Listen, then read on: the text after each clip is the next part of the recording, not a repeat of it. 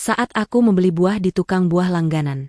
Setelah aku menyulurkan uang untuk membayar, tukang buah itu kembali menyelipkan sebuah kertas lusuh yang bertuliskan, "Berhenti minum obat yang suamimu beri.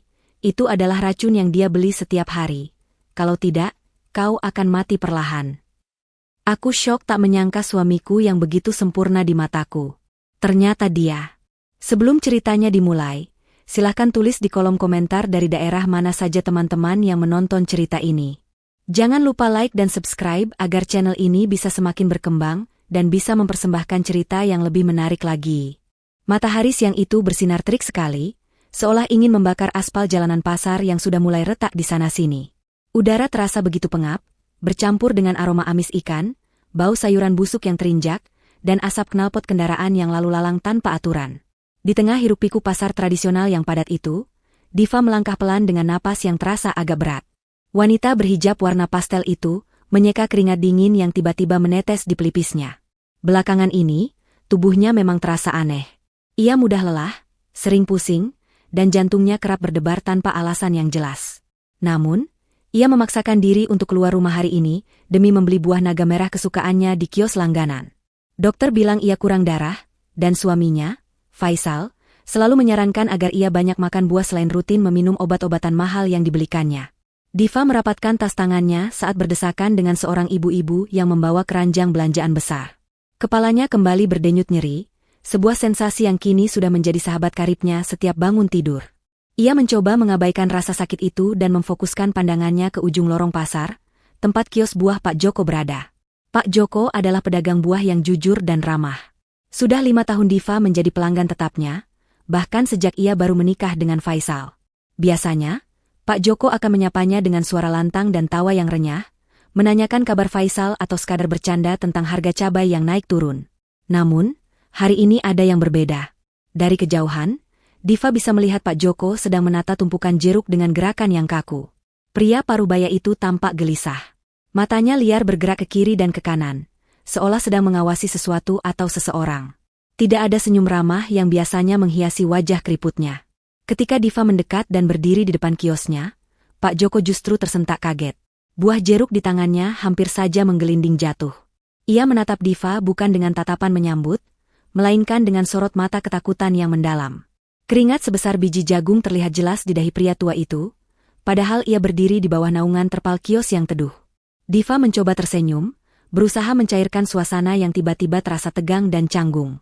Ia menyapa Pak Joko dengan nada lembut, menanyakan apakah buah naga merah yang ia cari tersedia hari ini. Pak Joko tidak langsung menjawab. Ia menelan ludah dengan susah payah, jakunnya bergerak naik turun. Ia hanya mengangguk pelan tanpa suara, lalu dengan tangan gemetar ia mengambilkan 3 buah naga berukuran besar dari keranjang di bagian belakang. Gerakannya terburu-buru, seakan ia ingin Diva segera pergi dari sana. Diva mengerutkan kening, merasa heran dengan perubahan sikap pedagang langganannya itu. Ia berpikir mungkin Pak Joko sedang ada masalah keluarga atau sedang dikejar utang, jadi ia memutuskan untuk tidak banyak bertanya agar tidak menyinggung perasaannya. Diva mengeluarkan dompet dari dalam tasnya, mengambil selembar uang pecahan Rp50.000. Ia menyodorkan uang itu kepada Pak Joko. Tangan Pak Joko yang keriput dan kasar itu gemetar hebat saat menerima uang dari Diva. Dingin. Tangan itu terasa sangat dingin saat bersentuhan dengan jari Diva. Pak Joko berbalik badan untuk mengambil uang kembalian di laci kecil, tempat ia biasa menyimpan uang. Punggungnya terlihat tegang. Cukup lama ia membelakangi Diva, seolah sedang melakukan sesuatu yang berat. Suasana di sekitar kios itu terasa semakin mencekam bagi Diva, meskipun pasar sedang ramai. Firasatnya mengatakan ada sesuatu yang tidak beres, namun ia tidak bisa menebak apa itu. Ketika Pak Joko berbalik kembali menghadap Diva, wajahnya pucat pasi. Ia mengulurkan uang kembalian yang terdiri dari beberapa lembar ribuan yang sudah lecek. Namun, saat Diva membuka telapak tangannya untuk menerima uang itu, ia merasakan ada benda lain yang diselipkan di antara lembaran uang kertas tersebut. Sebuah kertas yang dilipat kecil dan terasa kasar. Pak Joko menatap manik mata Diva dalam-dalam, sebuah tatapan yang penuh dengan pesan peringatan dan permohonan. Pria tua itu kemudian meremas tangan Diva sesaat dengan kuat. Sangat kuat hingga Diva sedikit meringis, sebelum akhirnya melepaskannya dengan cepat dan berpura-pura sibuk membersihkan debu di meja dagangannya. Diva terpaku sejenak. Ia menggenggam erat uang kembalian dan kertas misterius itu. Tanpa berani membukanya di tempat terbuka, Diva segera memasukkan kepalan tangannya ke dalam saku gamisnya. Ia mengucapkan terima kasih dengan lirih, yang hanya dibalas anggukan kaku oleh Pak Joko. Diva pun berbalik dan berjalan cepat meninggalkan kios itu. Jantungnya berpacu lebih cepat dari sebelumnya. Rasa pusing di kepalanya semakin menjadi-jadi, bercampur dengan rasa penasaran dan ketakutan yang tiba-tiba menyergap. Ia merasa seolah ada ribuan mata yang mengawasinya di pasar itu. Langkah kakinya dipercepat menuju area parkir tempat mobilnya berada. Sesampainya di dalam mobil, Diva langsung mengunci pintu. Napasnya memburu. AC mobil yang ia nyalakan belum terasa dingin, namun tubuhnya menggigil. Dengan tangan yang masih sedikit gemetar, ia merogoh saku gamisnya dan mengeluarkan gumpalan uang kembalian tadi. Di sana, terselip secari kertas sobekan bungkus rokok yang lusuh dan kotor. Diva membuka lipatan kertas itu perlahan. Tulisan di dalamnya dibuat menggunakan spidol hitam dengan huruf kapital yang berantakan, seolah ditulis dengan tergesa-gesa dan penuh ketakutan. Diva membelalakan matanya saat membaca kalimat demi kalimat yang tertulis di sana. Tulisan itu berbunyi, "Berhenti minum obat yang suamimu beri. Itu adalah racun yang dia beli setiap hari di pasar gelap. Kalau tidak, kau akan mati perlahan." Dunia seakan runtuh menimpa kepala Diva saat itu juga. Napasnya tercekat di tenggorokan. Ia membaca tulisan itu lagi dan lagi, berharap ia salah baca atau ini hanya lelucon gila dari orang iseng. Namun, wajah ketakutan Pak Joko tadi bukanlah sebuah akting. Getaran tangan pria tua itu adalah getaran ketakutan yang nyata. Diva menyandarkan punggungnya ke jok mobil, lemas seketika. Air matanya menetes tanpa ia sadari. Suaminya? Faisal? Pria yang selama ini ia anggap sebagai malaikat pelindungnya? Pria yang selalu bersikap lembut, penuh perhatian, dan tidak pernah membentaknya sekalipun? Tidak mungkin. Faisal adalah suami yang sempurna. Ia bekerja keras, santun kepada orang tua, dan selalu memanjakan Diva bak seorang ratu. Otak Diva berusaha menyangkal tuduhan keji di kertas itu, namun hati kecilnya mulai memutar kembali rekaman kejadian beberapa bulan terakhir. Ingatannya melayang pada momen-momen di mana Faisal dengan telaten menyiapkan obat dan vitamin untuknya setiap pagi dan malam. Faisal selalu memastikan sendiri Diva menelan obat itu di depannya. "Ini vitamin impor terbaik, sayang. Mahal, tapi tidak apa-apa demi kesehatanmu," begitu kata Faisal selalu. Diva juga teringat bagaimana kesehatannya justru menurun drastis sejak ia rutin meminum vitamin itu. Awalnya hanya mual-mual kecil, lalu rambutnya mulai rontok, kuku-kukunya menjadi rapuh dan agak kebiruan, serta rasa lemas yang luar biasa setiap kali bangun tidur. Dokter yang ia datangi, dokter rekomendasi Faisal, hanya bilang itu gejala anemia berat dan stres. Apakah dokter itu juga bersekongkol? Tiba-tiba, dering ponsel di tasnya memecahkan keheningan di dalam mobil, membuat Diva terlonjak kaget hingga ponselnya hampir terlempar. Ia melihat layar ponselnya yang menyala. Nama, "Suamiku sayang," tertera di sana, lengkap dengan foto profil Faisal yang sedang tersenyum manis. Dulu, melihat nama itu membuat hati Diva berbunga-bunga. Kini, melihatnya membuat perut Diva mual dan ketakutan yang luar biasa menjalar ke seluruh tulang rusuknya. Tangannya gemetar hebat saat hendak menekan tombol hijau. Ia menarik napas panjang, berusaha menormalkan suaranya agar tidak terdengar mencurigakan. Ia harus tenang. Ia tidak boleh gegabah. Jika tulisan ini benar, maka ia sedang berhadapan dengan seorang pembunuh berdarah dingin yang tidur di sebelahnya setiap malam. Diva menekan tombol terima dan mendekatkan ponsel ke telinganya. Suara bariton Faisal yang lembut dan penuh kasih sayang terdengar di seberang sana. Suara yang selama ini selalu menjadi penenang bagi Diva, kini terdengar seperti desis ular berbisa yang siap mematuk. Faisal bertanya dengan nada manis, menanyakan apakah Diva sudah selesai belanja dan mengingatkan agar tidak terlalu lelah. Namun, kalimat berikutnya yang keluar dari mulut Faisal membuat darah Diva berdesir hebat. Faisal bertanya apakah Diva sudah meminum vitamin siangnya. Pertanyaan itu terdengar wajar bagi orang lain, tapi bagi Diva yang baru saja membaca surat peringatan itu, pertanyaan itu terdengar seperti seorang algojo yang memastikan korbannya sudah siap dieksekusi. Diva memejamkan matanya kuat-kuat, menahan isak tangis yang mendesak keluar. Ia menjawab dengan suara yang ia usahakan terdengar ceria, mengatakan bahwa ia baru saja akan meminumnya setelah sampai di rumah. Faisal terdengar puas di ujung telepon. Ia kembali mengingatkan betapa pentingnya vitamin itu agar Diva cepat sembuh dan mereka bisa segera merencanakan liburan ke luar negeri. Kata-kata manis itu kini terasa seperti sayatan pisau di hati Diva. Faisal menutup telepon dengan ucapan cinta yang biasa ia ucapkan, namun kali ini Diva tidak membalasnya dengan perasaan yang sama. Ia mematikan ponsel dan melemparnya ke jok samping dengan perasaan jijik. Di dalam mobil yang panas itu, Diva merasa kedinginan. Ia menatap kertas lusuh di tangannya sekali lagi, meremasnya kuat-kuat hingga buku-buku jarinya memutih. Keyakinannya pada pernikahan yang ia bangun selama ini mulai retak, menyisakan lubang keraguan yang menganga lebar. Perjalanan pulang dari pasar terasa sangat lama dan menyiksa bagi Diva. Jalanan yang macet seolah mendukung kekalutan pikirannya. Setiap kali mobil berhenti di lampu merah, bayangan wajah Faisal yang tersenyum sambil menyodorkan segelas air dan kapsul obat itu terus menghantui benaknya. Ia mulai mempertanyakan segala hal dalam hidupnya. Apakah kasih sayang Faisal selama ini palsu? Apakah kebaikan Ibu Indah, mertuanya, juga hanya sandiwara? Diva menggelengkan kepalanya kuat-kuat, mencoba mengusir pikiran buruk itu, namun logika dan nalurinya terus berteriak waspada. Ia memandang wajahnya sendiri di kaca spion tengah. Wajah itu terlihat tirus, pucat, dan tidak bercahaya. Lingkaran hitam di bawah matanya semakin jelas. Ini bukan wajah wanita bahagia yang dirawat dengan baik oleh suaminya. Ini adalah wajah seseorang yang sedang sekarat perlahan-lahan. Sesampainya di rumah, Diva memarkir mobilnya di garasi. Rumah mewah 2 lantai bergaya minimalis itu tampak sepi. Faisal belum pulang kerja, dan Ibu Indah, yang biasanya sering berkunjung atau menginap, sedang tidak ada di sana. Diva masuk ke dalam rumah yang dingin karena AC sentral yang menyala otomatis. Dulu, ia merasa rumah ini adalah istananya. Tempat ia berlindung dari dunia luar. Sekarang, rumah ini terasa seperti penjara, atau lebih tepatnya, sebuah kamar mayat yang mewah. Keheningan di dalam rumah membuatnya merinding. Setiap sudut ruangan seolah menyimpan rahasia kelam yang tidak ia ketahui. Diva berjalan gontai menuju kamar tidur utama. Ia meletakkan tasnya di atas meja rias dan duduk termenung di tepi ranjang. Matanya tertuju pada sebuah botol kaca kecil berwarna gelap yang berdiri angkuh di atas nakas samping tempat tidur. Botol tanpa label pabrik. Hanya ada stiker kecil bertuliskan aturan minum yang ditulis tangan oleh apoteker, atau mungkin oleh Faisal sendiri. Di dalamnya berisi kapsul-kapsul berwarna merah dan kuning. Itulah vitamin yang dimaksud. Diva meraih botol itu, menggenggamnya, merasakan dinginnya kaca botol di telapak tangannya. Ia ingin sekali membawanya ke laboratorium saat ini juga, tapi ia tahu ia tidak boleh gegabah. Jika Faisal pulang dan melihat botol itu hilang, suaminya pasti akan curiga. Waktu berlalu begitu lambat. Menjelang sore, suara deru mesin mobil terdengar memasuki halaman rumah. Jantung Diva kembali berdegup kencang. Itu pasti Faisal. Diva segera merapikan posisinya, memoles sedikit lipstik agar tidak terlihat terlalu pucat karena ketakutan, dan berusaha memasang topeng, istri bahagia, yang biasa ia pakai. Ia harus bermain peran.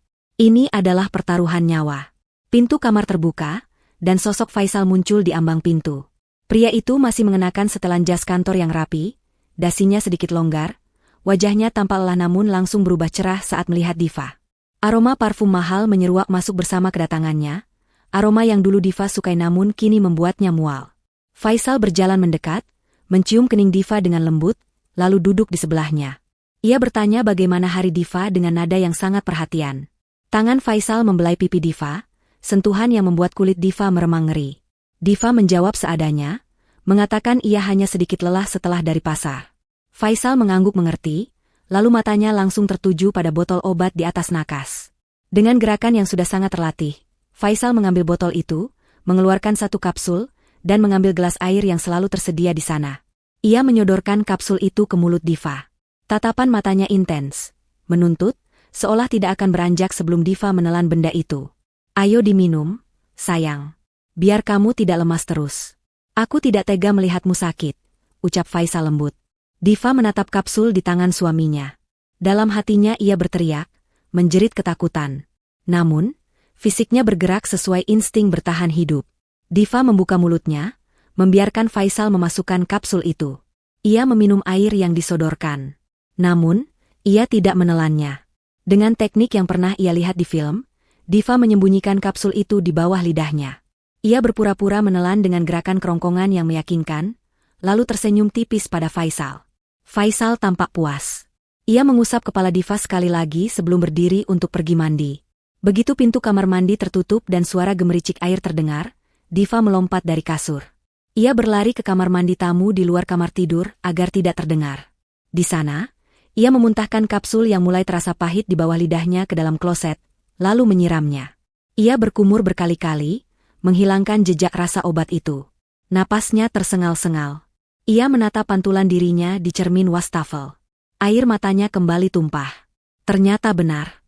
Instingnya mengatakan bahwa suaminya memang sedang berusaha membunuhnya. Jika tidak, kenapa Faisal begitu obsesif memastikan ia meminum obat itu di depannya? Kenapa Faisal tidak pernah membiarkan Diva meminumnya sendiri? Malam itu terasa sangat panjang.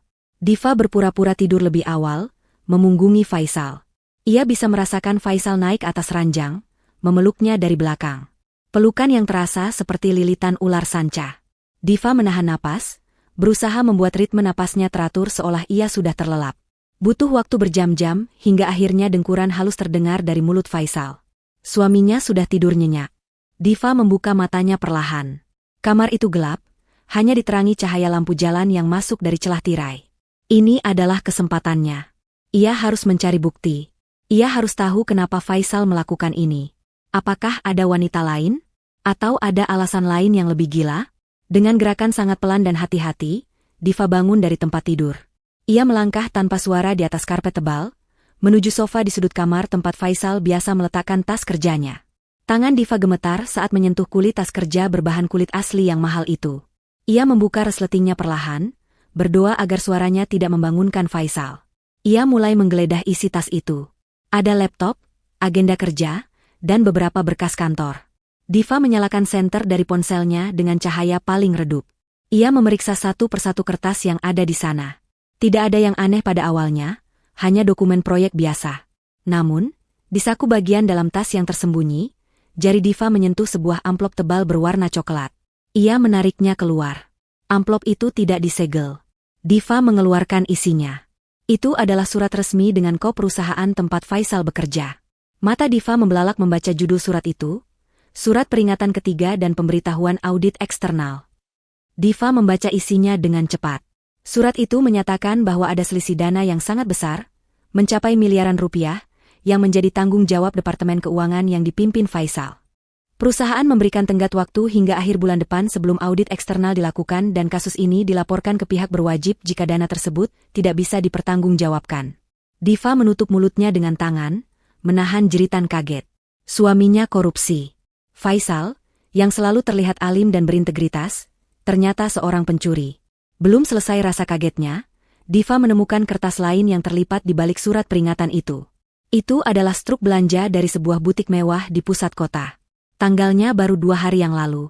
Di sana tertulis pembelian sebuah tas tangan wanita edisi terbatas seharga ratusan juta rupiah. Diva meraba tasnya sendiri, ia tidak pernah menerima tas semahal itu dari Faisal. Struk itu bukan untuknya. Lalu untuk siapa?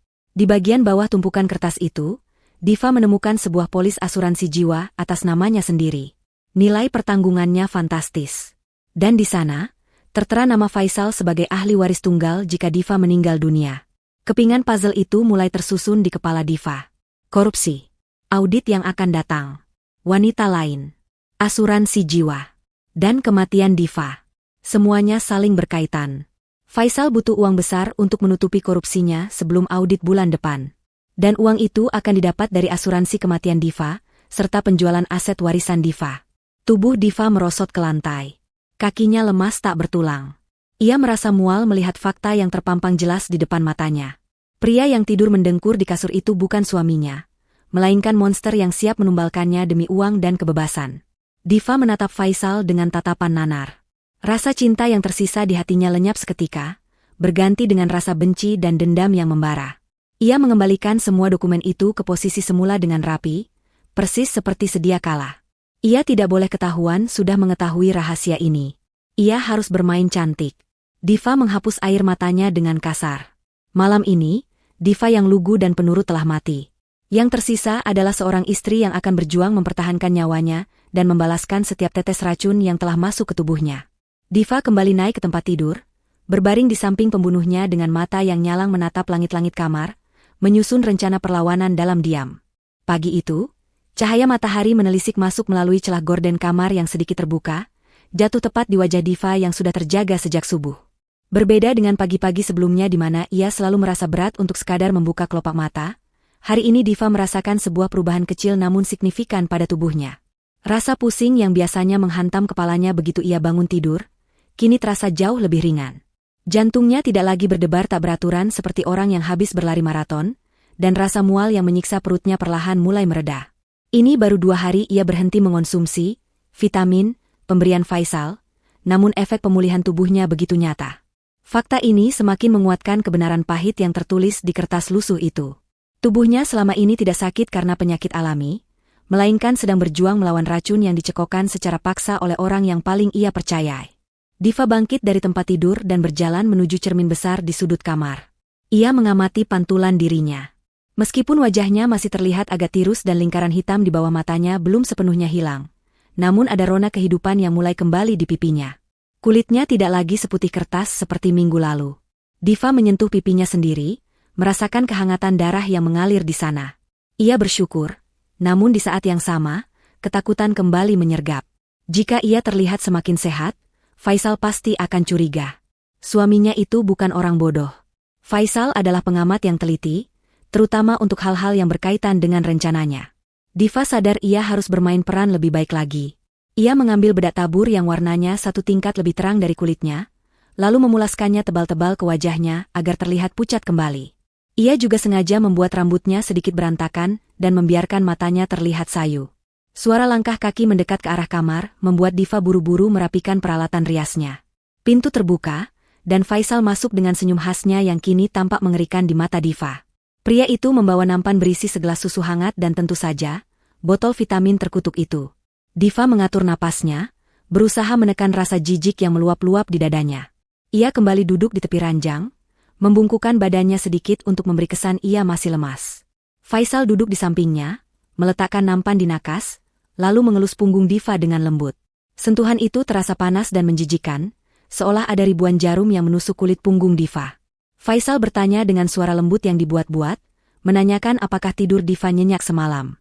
Diva mengangguk lemah, menghindari tatapan mata Faisal. Ia menjawab dengan suara parau, bahwa ia masih sering terbangun karena sakit kepala. Faisal mendecakkan lidah tanda prihatin, sebuah ekspresi kepalsuan yang sempurna. Dengan cekatan, tangan Faisal mengambil 1 kapsul dari botol dan menyodorkannya ke mulut Diva. Adegan ini kembali berulang. Diva membuka mulutnya, membiarkan kapsul itu masuk, meminum susu, lalu dengan cepat menyembunyikan kapsul itu di bawah lidahnya. Ia melakukan gerakan menelan yang meyakinkan, bahkan sedikit terbatuk untuk menambah efek dramatis. Faisal tersenyum puas, lalu mencium kening Diva sebelum pamit untuk bersiap-siap ke kantor. Begitu Faisal menghilang di balik pintu kamar mandi, Diva segera berlari ke wastafel dan memuntahkan kapsul itu. Ia melihat kapsul merah kuning itu berputar di lubang pembuangan sebelum hilang terbawa air. 1 lagi lolos dari maut, pikirnya. Siang harinya, setelah memastikan Faisal sudah lama pergi ke kantor dan tidak ada tanda-tanda ia akan pulang cepat, Diva memutuskan untuk kembali menemui Pak Joko. Ia butuh bukti lebih kuat. Tulisan di kertas itu memang informatif, tapi tidak cukup untuk menyeret Faisal ke penjara. Ia butuh saksi, ia butuh sesuatu yang tak terbantahkan. Diva mengemudikan mobilnya menuju pasar dengan perasaan was-was. Ia terus melihat spion, takut jika mobil Faisal tiba-tiba muncul di belakangnya. Sesampainya di pasar, suasana masih sama ramainya seperti kemarin, namun kali ini langkah Diva lebih mantap. Ia tidak lagi berjalan sebagai korban yang tidak tahu apa-apa, melainkan sebagai wanita yang sedang mencari keadilan. Kios buah Pak Joko tampak sibuk melayani beberapa pembeli. Ketika Pak Joko melihat kedatangan Diva, wajahnya kembali tegang, namun ada sedikit kelegaan di matanya saat melihat Diva masih bisa berdiri tegak. Pak Joko memberi kode mata, menyuruh Diva menunggu sebentar hingga pembeli sepi. Diva berpura-pura memilih buah apel sambil mengawasi sekitar. Setelah situasi aman, Pak Joko mengajak Diva masuk ke bagian dalam kios yang sempit, tempat ia biasa menumpuk karung buah. Di ruang sempit yang berbau kardus dan buah matang itu, Pak Joko menatap Diva dengan mata berkaca-kaca. Pria tua itu tampak sangat bersalah dan ketakutan. Pak Joko akhirnya membuka suara dengan gemetar. Ia bercerita bahwa ia sebenarnya tidak ingin ikut campur urusan rumah tangga orang lain, apalagi orang kaya seperti Faisal. Namun, hati nuraninya tidak bisa diam. Pak Joko menceritakan tentang anak perempuannya yang meninggal 3 tahun lalu. Gejalanya persis seperti yang dialami Diva. Lemas, rambut rontok, kuku membiru, dan akhirnya gagal organ. Saat itu dokter di puskesmas desa tidak bisa mendiagnosis dengan tepat. Tapi belakangan Pak Joko tahu anaknya keracunan pestisida karena ketidaktahuan mereka dalam menyimpan bahan kimia pertanian. Melihat wajah Diva yang semakin hari semakin mirip dengan wajah anaknya menjelang ajal, Pak Joko merasa dihantui. Ia merasa Tuhan sedang menegurnya untuk menyelamatkan nyawa Diva, agar ia tidak merasa bersalah seumur hidup. Kemudian, Pak Joko menceritakan apa yang ia lihat. Setiap hari Selasa dan Jumat subuh, saat pasar masih gelap dan pedagang baru mulai menggelar lapak, ia melihat mobil mewah Faisal parkir di lorong belakang pasar yang sepi dan kotor. Lorong itu dikenal sebagai tempat transaksi barang-barang ilegal, mulai dari obat keras tanpa resep hingga racun hama dosis tinggi yang dilarang beredar. Pak Joko melihat Faisal bertemu dengan seorang pria bertato yang dikenal sebagai pemasok racun tikus dan babi hutan. Faisal selalu menerima bungkusan kecil berwarna hitam dan memberikan amplop tebal kepada pria itu. Pak Joko yakin isi bungkusan itu bukanlah vitamin atau obat legal. Tidak ada orang waras yang membeli obat kesehatan di lorong gelap pasar basah dari seorang preman. Diva mendengarkan kesaksian itu dengan air mata yang mengalir dalam diam. Ternyata suaminya sudah merencanakan ini dengan sangat matang dan kotor. Faisal, pria yang selalu tampil wangi dan necis, rela masuk ke lorong pasar yang becek demi membeli alat pembunuh untuk istrinya. Diva memegang tangan Pak Joko, mengucapkan terima kasih yang tulus. Namun, kesaksian lisan saja tidak cukup. Di pengadilan, pengacara mahal sewaan Faisal bisa dengan mudah memutarbalikkan fakta dan menuduh Pak Joko berbohong atau memfitnah. Diva butuh bukti fisik. Dengan suara mendesak, Diva memohon bantuan Pak Joko sekali lagi. Ia meminta Pak Joko untuk memotret kegiatan transaksi itu jika Faisal datang lagi. Pak Joko tampak ragu dan takut. Ia hanyalah tukang buah kecil, berurusan dengan orang kaya bisa berbahaya baginya. Namun, melihat tatapan Diva yang penuh harap dan putus asa, keberanian Pak Joko muncul kembali. Ia mengangguk setuju. Ia berjanji akan menyembunyikan ponselnya di balik tumpukan keranjang kosong di lorong itu, dan mencoba mengambil foto atau video saat Faisal datang lusa, yang kebetulan adalah hari Jumat. Diva memberikan sejumlah uang kepada Pak Joko sebagai modal untuk membeli pulsa atau keperluan lain, namun Pak Joko menolaknya halus. Ia bilang ia melakukan ini bukan untuk uang, tapi untuk menebus rasa bersalahnya pada almarhum anaknya. Diva akhirnya memaksa Pak Joko menerimanya sebagai sedekah, lalu pamit pulang dengan membawa harapan baru. Sore harinya, Diva sudah berada di rumah sebelum Faisal pulang. Ia sengaja tidak memulas bedak tebal lagi, membiarkan rona wajah aslinya terlihat sedikit. Ia ingin menguji reaksi Faisal. Benar saja, saat Faisal melangkah masuk rumah dan melihat Diva sedang duduk membaca majalah di ruang tengah, langkahnya terhenti sejenak. Mata elang Faisal menyipit, memindai wajah Diva dari dahi hingga dagu. Ada kilatan kekecewaan dan kecurigaan yang sangat jelas di sana, meskipun hanya berlangsung sepersekian detik sebelum tertutup oleh topeng senyum manisnya. Faisal mendekat, tidak langsung mencium kening seperti biasa, melainkan memegang dagu Diva dan memutar wajah istrinya ke kiri dan ke kanan, seolah sedang memeriksa barang dagangan. Dengan nada suara yang terdengar dingin dan tajam, Faisal bertanya mengapa wajah Diva terlihat berbeda hari ini. Ia berkomentar bahwa Diva terlihat lebih segar dari biasanya. Kalimat itu seharusnya adalah pujian, tapi dari mulut Faisal, itu terdengar seperti tuduhan. Diva menahan napas, jantungnya berdebar kencang. Ia menjawab dengan tenang bahwa mungkin efek vitamin mahal itu sudah mulai bekerja, atau mungkin karena ia tadi tidur siang cukup lama. Faisal terdiam sejenak, matanya menatap tajam ke dalam mata Diva, mencari kebohongan. Suasana ruang tengah itu terasa membeku. AC yang dingin tidak sebanding dengan dinginnya tatapan Faisal. Kemudian, Faisal melepaskan dagu Diva dengan sedikit kasar. Ia berkata dengan nada rendah yang penuh intimidasi, mengingatkan Diva untuk tidak pernah lupa meminum obatnya. Karena jika Diva lupa satu kali saja, pengobatannya akan sia-sia dan penyakitnya akan semakin parah. Ancaman terselubung itu membuat bulu kuduk Diva meremang. Faisal kemudian berlalu menuju kamarnya dengan wajah masam, meninggalkan Diva yang terpaku di sofa. Diva sadar, waktu bermain-main sudah habis. Faisal mulai curiga karena racunnya tidak bekerja. Pria itu mungkin akan meningkatkan dosisnya atau mencari cara lain yang lebih cepat. Diva harus bertindak lebih cepat sebelum Faisal kehilangan kesabaran. 2 hari berlalu dengan ketegangan yang kian memuncak di dalam rumah mewah itu. Diva hidup seperti seorang mata-mata di rumahnya sendiri. Setiap makanan dan minuman yang disajikan, ia periksa dengan teliti. Ia hanya memakan makanan yang ia masak sendiri, atau makanan kemasan yang masih disegel rapat. Botol air minumnya selalu ia bawa kemana-mana, bahkan ke kamar mandi, karena ia tidak lagi percaya pada air di dispenser rumah. Faisal semakin menunjukkan gelagat aneh. Pria itu menjadi lebih pendiam, dan sering menatap Diva dengan pandangan kosong namun, menusuk saat mereka makan malam bersama. Dosis vitamin yang diberikan pun bertambah. Faisal beralasan dokter menyarankan menaikkan dosis agar penyembuhan lebih cepat. Tentu saja, Kapsul-kapsul tambahan itu berakhir di saluran pembuangan air setiap kali ada kesempatan. Jumat pagi yang ditunggu-tunggu akhirnya tiba. Sejak bangun tidur, Diva tidak bisa lepas dari ponselnya. Ia menunggu kabar dari Pak Joko dengan hati yang tidak tenang. Setiap detil suara notifikasi membuatnya tersentak. Apakah Pak Joko berhasil? Atau apakah Pak Joko justru ketahuan dan kini sedang dalam bahaya? Pikiran-pikiran buruk terus menghantui Diva. Sekitar pukul 9 pagi, sebuah pesan masuk melalui aplikasi percakapan. Nama pengirimnya adalah Pak Joko. Tangan Diva gemetar hebat saat membuka pesan itu. Pesan itu berisi sebuah foto dan satu video pendek berdurasi 10 detik. Diva mengunduh foto itu terlebih dahulu. Meskipun kualitas gambarnya agak buram dan sedikit goyang, karena diambil dari kejauhan dan dalam kondisi pencahayaan minim, namun objek di dalam foto itu terlihat jelas bagi Diva. Di sana, di sebuah lorong pasar yang kotor dan suram, berdiri sosok Faisal dengan kemeja kerjanya yang digulung hingga siku.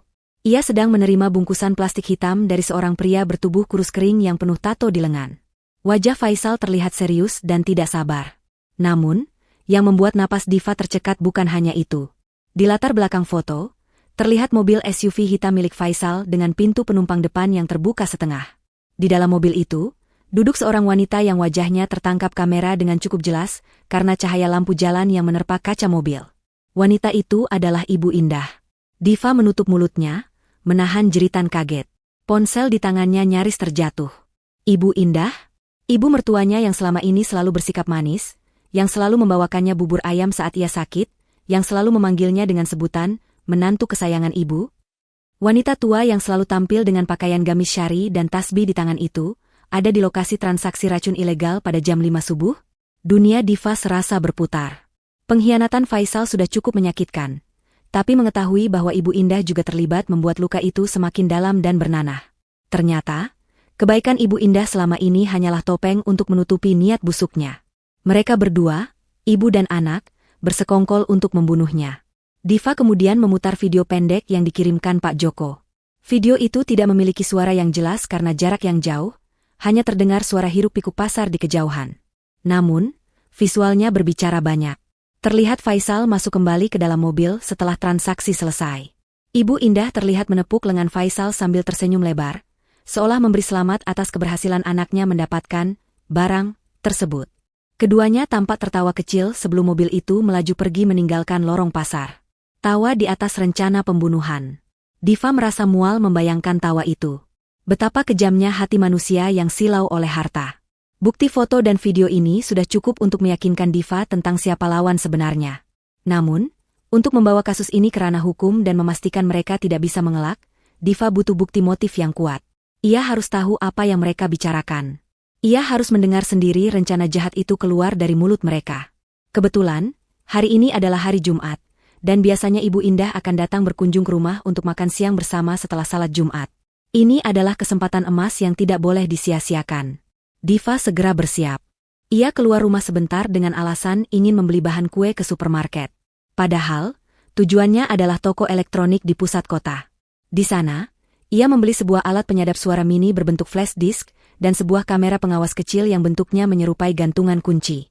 Teknologi yang dulu hanya ia lihat di film-film detektif, kini menjadi senjata utamanya untuk bertahan hidup. Sepulang dari toko elektronik, Diva bergegas memasang alat penyadap itu.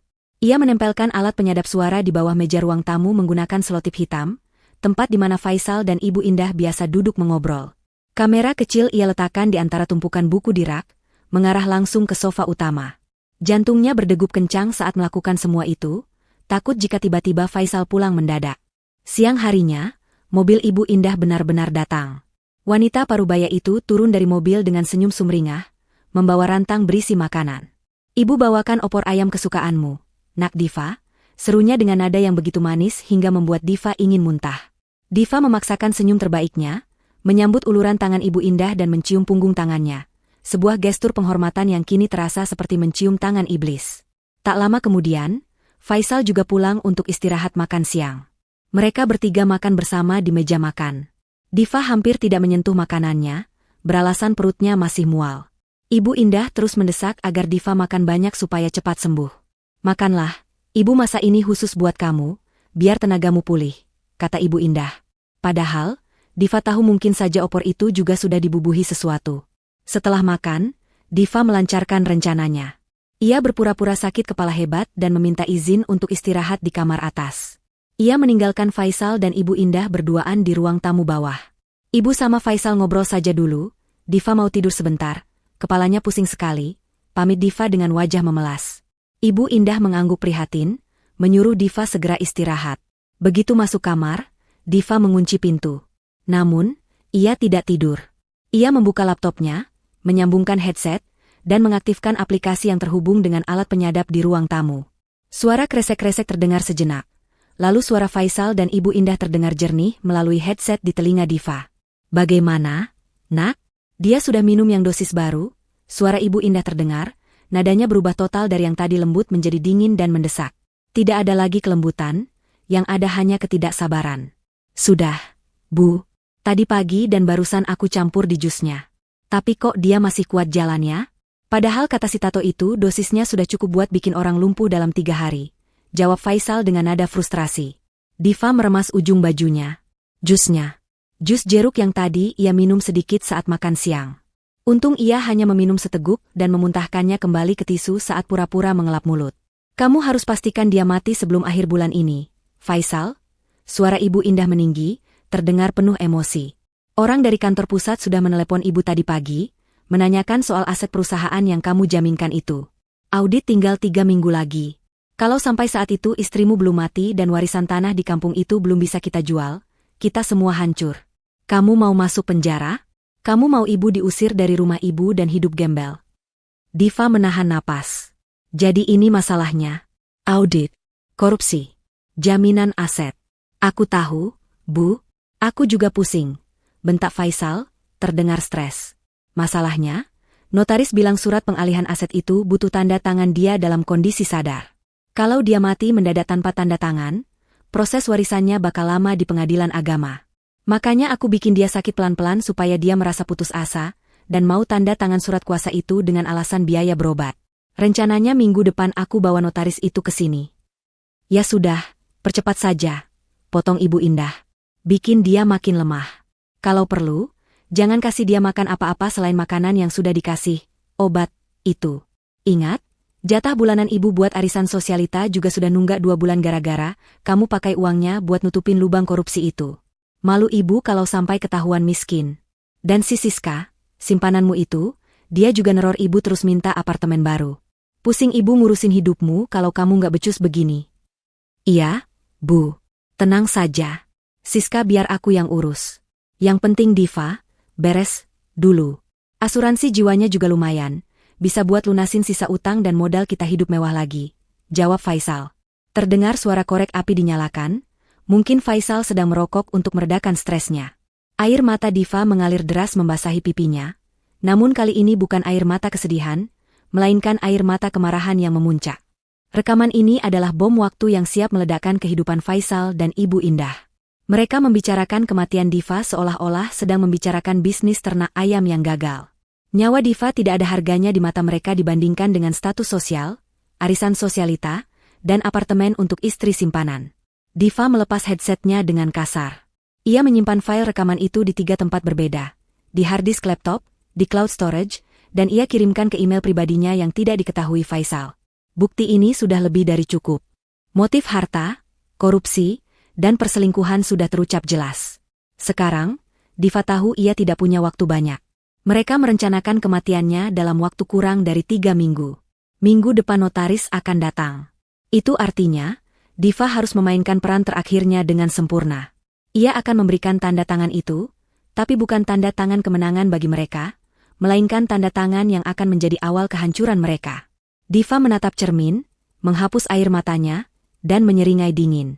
Baiklah, Ibu Indah, Faisal. Kalian ingin sandiwara?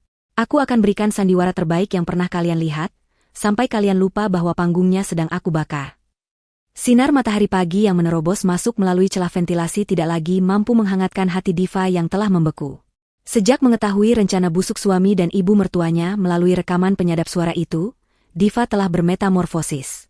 Wanita yang dulu lembut dan penuh keraguan itu kini telah mati, digantikan oleh seorang aktris ulung yang siap memainkan peran terbaik dalam hidupnya.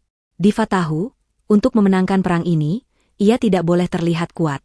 Sebaliknya, ia harus terlihat sehancur mungkin. Ia harus memberikan apa yang sangat diinginkan oleh Faisal dan Ibu Indah. Pemandangan seorang istri yang sedang berjalan tertatih menuju liang lahat. Pagi itu, Diva memulai sandiwaranya dengan persiapan yang matang. Di depan cermin kamar mandi yang tertutup rapat, ia memulas wajahnya dengan bedak berwarna pucat yang dicampur sedikit eyeshadow ungu di bawah mata untuk menciptakan efek lingkaran hitam yang dramatis. Ia juga membiarkan bibirnya kering dan pecah-pecah tanpa pelembab. Tubuhnya yang sebenarnya mulai bugar karena berhenti meminum racun, ia paksa untuk membungkuk dan bergerak lambat. Saat Faisal masuk ke kamar untuk membawakannya sarapan spesial, yang Diva yakini sudah dibumbui racun dosis tinggi, Diva sedang terbaring meringkuk di atas kasur dengan selimut tebal menutupi tubuhnya, menggigil seolah sedang demam tinggi. Faisal meletakkan nampan di meja dengan wajah yang berusaha terlihat cemas, namun binar matanya menyiratkan kepuasan. Ia duduk di tepi ranjang, menyentuh dahi Diva yang terasa dingin. Faisal bertanya dengan nada prihatin yang dibuat-buat, menanyakan apakah sakit Diva semakin parah. Diva menjawab dengan suara parau dan lemah, mengatakan bahwa seluruh badannya terasa sakit seperti dipukuli dan perutnya melilit hebat. Ia bahkan menambahkan sedikit bumbu drama dengan terbatuk-batuk kering, hingga wajahnya memerah. Faisal tampak senang mendengar keluhan itu.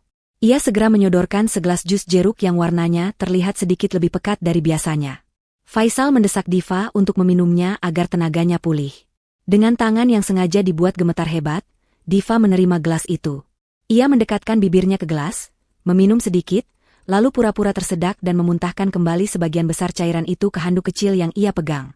"Maaf, Mas, perutku mual sekali, susah masuk," rintih Diva. Faisal terlihat sedikit kesal karena racunnya terbuang, tapi ia segera menutupi kekesalannya dengan senyum sabar. Ia menyuruh Diva istirahat saja dan berjanji akan membawakan obat lain nanti malam. Begitu Faisal keluar kamar, Diva segera membuang sisa jus itu ke dalam botol kosong bekas air mineral yang ia sembunyikan di balik lemari, sebagai bukti tambahan untuk uji laboratorium nanti. 2 hari kemudian, sesuai dengan percakapan yang disadap Diva, Faisal membawa seorang tamu ke rumah. Tamu itu adalah seorang pria parubaya berjas rapi namun, memiliki senyum licik yang tidak bisa disembunyikan. Ia membawa tas kerja kulit yang terlihat berat. Faisal memperkenalkan pria itu sebagai Pak Burhan, seorang notaris kenalan lamanya yang akan membantu mengurus administrasi pengobatan Diva ke luar negeri. Alasan yang digunakan Faisal sangat mulia. Ia ingin menjual beberapa aset tanah warisan Diva untuk membiayai operasi cangkok hati di Singapura yang konon biayanya mencapai miliaran rupiah. Tentu saja, itu semua omong kosong. Diva tahu tidak ada rencana ke Singapura. Uang itu hanya akan lari ke kantong Faisal untuk menutup lubang korupsinya. Diva didudukan di sofa ruang tamu, disangga bantal di punggungnya agar terlihat bisa duduk tegak. Ibu Indah juga hadir di sana, duduk di samping Diva sambil memijat-mijat bahu menantunya dengan kasih sayang yang palsu. Di atas meja, berlembar-lembar dokumen dengan materai sudah tertata rapi. Pak Burhan menjelaskan dengan bahasa hukum yang berbelit-belit, intinya dokumen itu adalah surat kuasa penuh yang memberikan hak kepada Faisal untuk menjual tanah warisan Diva di kampung dan mencairkan polis asuransi jiwa Diva lebih awal, jika memungkinkan, untuk keperluan medis. Diva mendengarkan dengan tatapan kosong, seolah otaknya sudah terlalu lambat untuk memproses informasi. "Tanda tangan di sini ya, Bu Diva. Ini hanya formalitas saja, supaya Mas Faisal bisa gerak cepat menyelamatkan nyawa Ibu," ujar Pak Burhan sambil menyodorkan pena emas yang berkilau. Faisal menatap Diva dengan intensitas tinggi. Keringat dingin terlihat di pelipis suaminya itu. Diva tahu, inilah momen penentuan bagi Faisal. Tanpa tanda tangan ini, Faisal akan tamat saat audit kantor dilakukan. Diva menatap pena itu, lalu menatap wajah Faisal, dan terakhir menatap wajah Ibu Indah. Kedua antagonis itu menahan napas, menunggu Diva menggoreskan tintanya. Dalam hati, Diva tertawa sinis. "Kalian pikir kalian menang?" batinnya. Dengan tangan yang gemetar hebat. Kali ini bukan akting, tapi karena menahan amarah, Diva mengambil pena itu. Ia mendekatkan ujung pena ke atas materai. Namun, Diva melakukan manuver cerdas yang sudah ia latih semalaman. Ia tidak menggunakan tanda tangan aslinya yang biasa ia pakai di KTP atau dokumen bank. Sebaliknya, ia membuat sedikit modifikasi pada tarikan garis akhir dan lengkungan huruf awalnya. Perbedaannya sangat tipis, sulit dideteksi oleh mata telanjang orang awam atau notaris yang sedang terburu-buru, namun akan sangat jelas jika diperiksa oleh ahli grafologi forensik di pengadilan nanti. Tanda tangan palsu ini akan membuat dokumen ini cacat hukum dan batal demi hukum di kemudian hari. Setelah selesai menandatangani lembar terakhir, Diva menjatuhkan pena itu seolah-olah ia sudah kehabisan tenaga. "Sudah," Mas, aku mau istirahat, lirihnya. Faisal menyambar dokumen itu dengan cepat, memeriksa kelengkapannya dengan mata berbinar-binar. Ia dan Ibu Indah saling berpandangan penuh kemenangan. Mereka mengira Diva yang bodoh dan sekarat telah menyerahkan kunci brankas hartanya secara sukarela. Faisal mencium pipi Diva dengan semangat, ciuman kematian Yudas, dan berbisik terima kasih. Mereka begitu sibuk merayakan kemenangan kecil itu, hingga tidak menyadari tatapan mata Diva yang tajam dan dingin saat mereka memunggunginya. Hari itu, Diva membiarkan mereka merasa di atas angin. Karena semakin tinggi mereka terbang, semakin sakit rasa hancurnya saat Diva menghempaskan mereka ke tanah nanti. Keesokan harinya, Faisal pergi ke kantor dengan suasana hati yang sangat cerah. Dokumen aset sudah di tangan, dan ia yakin audit perusahaan akan aman. Ia merasa rencananya berjalan mulus tanpa celah. Sepeninggal Faisal, rumah kembali sepi. Diva tahu ia tidak boleh menyia-nyiakan waktu. Hari ini ia memiliki 2 agenda penting yang akan menjadi paku terakhir di peti mati pernikahan mereka. Uji laboratorium dan membongkar identitas wanita lain itu. Diva menunggu hingga pukul 10 pagi, memastikan Ibu Indah tidak datang berkunjung. Lalu ia mengganti pakaian daster, sakitnya dengan pakaian kasual, mengenakan kacamata hitam besar, dan masker untuk menutupi wajahnya. Diva keluar rumah lewat pintu samping, memesan taksi online, dan meminta berhenti agak jauh dari gerbang kompleks agar tidak menarik perhatian satpam atau tetangga. Tujuannya adalah sebuah laboratorium swasta terkemuka di pusat kota yang hasilnya bisa dipertanggungjawabkan secara hukum. Di dalam tasnya, Diva membawa botol kecil berisi sampel jus jeruk yang kemarin sempat disodorkan Faisal, serta beberapa helai rambutnya sendiri yang rontok pagi ini. Jantungnya berdebar kencang sepanjang perjalanan. Ia merasa seperti buronan yang sedang melarikan diri, padahal ia adalah korban yang sedang mencari keadilan. Sesampainya di laboratorium, Diva meminta paket uji toksikologi lengkap. Biayanya mahal, tapi Diva tidak peduli. Ia menggunakan kartu kredit cadangan yang tidak pernah diketahui Faisal. Petugas laboratorium sempat menatapnya heran karena permintaan uji racun arsenik dan sianida bukanlah hal yang umum, namun Diva beralasan untuk keperluan penelitian pribadi. Ia harus menunggu beberapa jam untuk hasil awal. Waktu menunggu itu terasa seperti penyiksaan. Diva duduk di pojok ruang tunggu yang dingin, meremas-remas tangannya. Pikirannya melayang membayangkan skenario terburuk. Bagaimana jika hasilnya negatif? Bagaimana jika Faisal menggunakan racun jenis baru yang tidak terdeteksi? 3 jam kemudian, seorang analis memanggil namanya. Diva masuk ke ruangan konsultasi. Dokter yang memegang hasil lab menatap Diva dengan wajah serius dan prihatin. Bu Diva, kata dokter itu sambil menunjukkan lembar hasil analisis. Kami menemukan kandungan arsenik dalam dosis yang cukup tinggi pada sampel cairan jeruk yang ibu bawa. Dan pada sampel rambut, terdeteksi akumulasi racun yang sama dalam kurun waktu 3 bulan terakhir. Ini bukan keracunan makanan biasa, Bu. Ini adalah pemberian racun secara sistematis dan berkala. Ibu harus segera melapor ke polisi dan memeriksakan organ dalam ibu ke rumah sakit. Ini percobaan pembunuhan. Diva menerima lembar hasil itu dengan tangan gemetar. Meskipun ia sudah menduganya, mendengar konfirmasi medis dari seorang ahli tetap saja membuat lututnya lemas. Arsenik. Suaminya memberinya arsenik. Zat yang tidak berasa, tidak berbau, namun mematikan secara perlahan. Bukti ini sudah mutlak. Tidak ada penyangkalan lagi. Diva mengucapkan terima kasih, menyimpan dokumen hasil lab itu dengan sangat hati-hati ke dalam tasnya, seolah itu adalah benda paling berharga di dunia. Keluar dari laboratorium, Diva tidak langsung pulang. Ia masih memiliki 1 misi lagi. Ia ingat percakapan di rekaman suara tentang Siska dan apartemen baru. Diva tahu Faisal sering pulang terlambat dengan alasan lembur. Hari ini, ia akan membuktikan kemana sebenarnya lembur itu dilakukan. Diva menghubungi Pak Joko, meminta tolong untuk meminjamkan motor metik tua milik anaknya. Mobil Diva terlalu mencolok, dan Faisal pasti mengenali plat nomornya. Pak Joko, yang sudah sepenuhnya berada di pihak Diva, segera mengantar motor itu ke titik pertemuan yang disepakati. Sore harinya, Diva sudah standby di dekat kantor Faisal dengan motor pinjaman dan helm full face yang menutupi seluruh wajahnya. Sekitar pukul 5 sore, mobil hitam Faisal keluar dari gedung perkantoran. Diva memutar gas, mengikuti mobil itu dari jarak aman. Mobil Faisal tidak mengarah ke rumah mereka, melainkan melaju ke arah kawasan apartemen elit di Jakarta Selatan. Diva terus membuntuti, menerobos kemacetan dengan lincah, sesuatu yang tidak pernah ia lakukan sebelumnya. Adrenalin membakar rasa takutnya. Mobil Faisal berbelok masuk ke lobi sebuah apartemen mewah bernama The Royal Residence. Diva memarkir motornya di seberang jalan, lalu berlari kecil menyusup masuk ke lobi, berpura-pura sebagai pengantar paket makanan online. Ia melihat Faisal berdiri di depan lift, merapikan rambutnya di cermin dinding. Tak lama, pintu lift terbuka.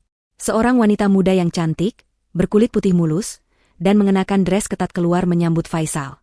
Perut wanita itu terlihat membuncit, hamil sekitar 5 atau 6 bulan. Wanita itu, yang Diva yakini adalah Siska, langsung memeluk Faisal manja dan mencium pipinya di depan umum. Faisal tertawa lepas, sebuah tawa yang sudah lama hilang dari rumah tangga mereka. Ia mengelus perut buncit wanita itu dengan penuh kasih sayang, lalu menyerahkan sebuah paper bag kecil, kemungkinan berisi perhiasan atau hadiah mahal lainnya. Mereka berdua kemudian masuk kembali ke dalam lift sambil bergandengan tangan mesra, terlihat seperti pasangan paling bahagia di dunia. Diva berdiri terpaku di balik pilar besar di lobi. Hatinya hancur berkeping-keping melihat pemandangan itu, namun anehnya, tidak ada air mata yang keluar. Air matanya sudah habis. Rasa sakit hati itu kini telah mengkristal menjadi tekad baja yang dingin dan tajam. Diva mengeluarkan ponselnya, memotret interaksi mereka dari jauh meski terhalang kaca lobi, lalu mencatat nama apartemen dan jam kejadian.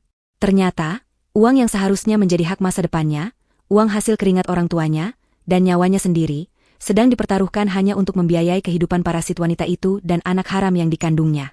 Faisal ingin membangun keluarga baru di atas kuburan Diva. "Baiklah, Mas," bisik Diva lirih di balik helmnya, suaranya terdengar mengerikan bahkan untuk telinganya sendiri. "Kamu mau keluarga baru? Kamu mau hidup mewah? Aku akan pastikan kamu mendapatkan tempat tinggal baru yang sangat aman, dengan jeruji besi di setiap jendelanya. Dan wanitamu itu, dia akan merasakan bagaimana rasanya jatuh dari langit ke dasar neraka." Diva memutar balik badannya, meninggalkan lobi apartemen itu dengan langkah tegap. Ia tidak lagi merasa pusing atau lemah. Dendam telah menjadi bahan bakar baru yang mempa darahnya lebih kuat dari vitamin manapun. Ia pulang ke rumah, menyelinap masuk sebelum Faisal kembali, dan kembali mengenakan topeng, istri sekaratnya. Namun di balik selimut itu, otak Diva bekerja cepat merancang babak akhir dari drama ini. Pesta ulang tahun pernikahan minggu depan, atau syukuran palsu yang ia rencanakan, akan menjadi panggung eksekusi bagi Faisal dan Ibu Indah. Diva tersenyum dalam gelap, senyum yang menjanjikan kehancuran total bagi mereka yang telah mengkhianatinya. Diva duduk di ruang makan dengan setumpuk kartu undangan di hadapannya. Ia menulis satu persatu nama tamu dengan tulisan tangan yang indah, namun setiap goresan tintanya mengandung niat yang dingin. Setelah kejadian di lobi apartemen kemarin, di mana ia melihat dengan mata kepalanya sendiri bagaimana Faisal memanjakan istri simpanannya dengan uang hasil kejahatan, tidak ada lagi keraguan sedikit pun di hati Diva. Ia sudah membulatkan tekad untuk mengakhiri sandiwara ini dengan sebuah ledakan besar. Ia tidak ingin hanya sekadar lapor polisi diam-diam. Ia ingin penghancuran total. Ia ingin mempermalukan Faisal dan Ibu Indah di depan orang-orang yang paling mereka hormati dan takuti. Diva menyeka sisa air mata yang mungkin masih tersisa di sudut matanya, lalu memasang wajah tegar saat mendengar langkah kaki Faisal menuruni tangga. Faisal baru saja bangun tidur, masih mengenakan piyama sutra mahalnya. Ia melihat Diva yang sibuk dengan kartu undangan dan mengerutkan kening. Diva segera menyadari kehadiran suaminya. Sebelum Faisal sempat bertanya dengan nada curiga, Diva sudah mendahului bicara dengan suara yang dibuat selembut dan selemah mungkin. Ia mengatakan bahwa sebelum mereka berangkat ke Singapura untuk operasi cangkok hati, minggu depan, Diva ingin mengadakan makan malam perpisahan sederhana di rumah. Diva beralasan bahwa ia merasa umurnya mungkin tidak panjang lagi, operasi itu berisiko tinggi, dan ia ingin melihat wajah keluarga besar serta rekan-rekan kerja Faisal untuk terakhir kalinya. Diva mengucapkan kalimat itu dengan mata berkaca-kaca, sebuah akting yang layak mendapatkan piala. Faisal terdiam sejenak, otaknya bekerja cepat menimbang untung rugi. Awalnya ia tampak keberatan karena takut Diva akan membocorkan sesuatu atau bertingkah aneh. Namun, Diva dengan cerdik menambahkan bahwa ia ingin mengundang Pak Hermawan, direktur utama perusahaan tempat Faisal bekerja. Diva beralasan ingin mengucapkan terima kasih secara langsung, karena perusahaan sudah memberikan izin cuti panjang bagi Faisal untuk merawatnya. Mendengar nama Pak Hermawan disebut, mata Faisal langsung berbinar. Ia melihat ini sebagai peluang emas. Jika Pak Hermawan datang dan melihat kondisi Diva yang sekarat, itu akan memperkuat alibinya. Pak Hermawan akan menjadi saksi kunci bahwa Faisal adalah suami yang setia merawat istri yang sakit keras. Selain itu, kematian Diva di tengah acara keluarga, atau sesaat setelahnya, akan terlihat sangat wajar dan tragis, jauh dari kecurigaan pembunuhan. Faisal akhirnya menyetujui rencana itu dengan antusias. Ia bahkan menawarkan diri untuk membantu menyebarkan undangan ke rekan-rekan kantornya. Dalam benak Faisal, ini adalah panggung sempurna untuk pencitraan dirinya sebagai suami teladan tahun ini, sebelum akhirnya ia menjadi duda kaya raya. Diva tersenyum tipis melihat kebodohan suaminya. Faisal begitu terobsesi dengan citra diri, hingga lupa bahwa kesempurnaan yang terlalu dipaksakan seringkali menyimpan celah yang mematikan. Hari itu juga, persiapan pesta dimulai. Diva memesan catering dari vendor langganan keluarga, memesan dekorasi bunga lili putih, yang sering diasosiasikan dengan kedukaan, untuk menambah kesan dramatis pada perpisahan ini. Sementara itu, Ibu Indah yang dikabari tentang rencana ini juga menyambutnya dengan gembira. Ia menelepon Faisal dan terdengar bersemangat mengatur pakaian apa yang harus ia kenakan agar terlihat anggun namun, tetap menyeratkan kesedihan seorang mertua. Diva yang menyadap pembicaraan mereka, hanya bisa menggelengkan kepala. Ibu dan anak itu benar-benar pasangan penjahat yang narsis. Mereka lebih peduli pada penampilan mereka di depan tamu, daripada nyawa seseorang yang sedang mereka coba habisi. Diva membiarkan mereka sibuk dengan fantasi kemenangan mereka. Ia sendiri sibuk mempersiapkan hadiah utama untuk acara tersebut. Ia menghubungi teknisi audio-visual sewaan, meminta mereka memasang layar proyektor besar di ruang tengah dengan alasan untuk menampilkan video kenangan perjalanan cinta Diva dan Faisal. Malam sebelum acara, ketegangan di rumah itu mencapai puncaknya. Faisal tampak gelisah namun berusaha menutupinya. Ia beberapa kali bolak-balik ke dapur, memeriksa stok obat-obatan dan minuman. Diva mengintip dari balik celah pintu kamarnya yang sedikit terbuka. Ia melihat Faisal sedang berdiri di depan meja dapur, memegang botol kecil berisi cairan bening yang Diva tahu persis itu bukan air biasa. Faisal mencampurkan cairan itu ke dalam sebuah botol sirup jeruk khusus yang sudah ia tandai. Tangan Faisal tampak gemetar, bukan karena takut, tapi karena kegembiraan yang meluap-luap. Ini yang terakhir, sayang. Besok malam, kamu akan tidur nyenyak selamanya. Gumam Faisal pelan, yang tertangkap samar oleh telinga Diva. Diva mundur perlahan kembali ke tempat tidur. Jantungnya berdetak kencang, bukan karena takut mati, tapi karena adrenalin pertempuran. Ia tahu, besok malam Faisal akan memberinya dosis mematikan itu di tengah pesta. Rencana suaminya sangat klise, membuat Diva kolaps di depan banyak orang karena serangan jantung, atau gagal organ, akibat penyakit yang dideritanya. Dengan begitu, tidak akan ada yang meminta otopsi karena semua orang sudah melihat betapa sakitnya Diva selama ini. Tapi Faisal lupa satu hal, Diva yang sekarang bukanlah Diva yang dulu. Diva sudah menyiapkan strategi balasan. Ia telah membeli obat pencahar dosis tinggi berbentuk cair yang warnanya persis sama dengan sirup jeruk itu, serta sedikit pewarna makanan merah untuk efek dramatis. Pagi hari di hari H, kesibukan melanda rumah mewah itu. Para pelayan catering mulai menata meja prasmanan. Bunga-bunga lili putih menghiasi setiap sudut ruangan, memberikan aroma yang harum namun menusuk, mirip suasana rumah duka. Diva menghabiskan waktu berjam-jam di depan meja rias. Kali ini, ia tidak memulas wajahnya sepucat biasanya. Ia ingin terlihat cantik, namun rapuh. Ia mengenakan gamis sutra berwarna biru laut yang elegan, warna kesukaan Faisal dulu saat mereka pertama bertemu. Ia menatap pantulan dirinya di cermin. Malam ini adalah malam terakhirmu sebagai korban, Diva. Besok, kamu akan lahir kembali sebagai pemenang, bisiknya pada diri sendiri. Menjelang maghrib, tamu-tamu mulai berdatangan. Mobil-mobil mewah berjajar di halaman depan. Ibu Indah datang dengan gaun hitam rendah, wajahnya dipoles makeup tebal yang berusaha menutupi kerutan jahat di wajahnya. Ia langsung menghampiri Diva, memeluknya erat-erat di depan para tamu yang baru masuk. Kuatkan dirimu ya, nak. Ibu selalu berdoa untuk kesembuhanmu, ucap Ibu Indah dengan suara lantang yang dibuat bergetar, memastikan semua orang mendengarnya. Diva membalas pelukan itu dengan kaku, merasakan betapa palsunya detak jantung wanita tua itu.